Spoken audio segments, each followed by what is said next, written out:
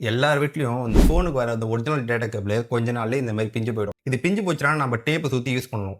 அந்த மாதிரி யூஸ் பண்ணலாமா கேட்டா, யூஸ் பண்ணலாம், ஒண்ணும் ப்ராப்ளம் ஆகாது.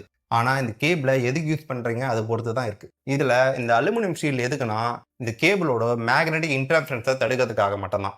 இது நம்ம கம்ப்யூட்டர் கூட கனெக்ட் பண்ணி ஃபோன்ல டேட்டா ட்ரான்ஸ்ஃபர் பண்ணும்போது, இந்த அலுமினியம் ஷீல்டு தான் இதோட நெகட்டிவ் பின்ல கனெக்ட் ஆயிருக்கும். அந்த நேரத்துல வர எலக்ட்ரோ மேக்னெட்டிக் இன்டர்ஃபரன்ஸ இந்த அலுமினியம் ஷீல்டு தான் தடுக்கும். இதே டெக்னாலஜி நீங்க பழைய கேபிள் பார்த்தீங்கன்னா, இந்த மாரி பல்கா இருக்கும். இதுக்கு பேர் தான் ஃபெரைட் கோர். இதுவும் அதே வேலைய தான் செய்யுது. இது பார்க்கறதுக்கு ரொம்பவே அசிங்கமா இருக்கிறதுனால, இந்த மாரி டெக்னாலஜி தான் ரொம்பவே ஸ்லிம்மா அந்த அலுமினியம் ஷீல்ட் வச்சு சேஞ்ச் பண்ணியிருக்காங்க. இதனால டேட்டா ட்ரான்ஸ்ஃபர் தான் பாதிக்கப்படுமே தவிர, இதனால சார்ஜுக்கு எந்த பிரச்சனையும் ஆகாது.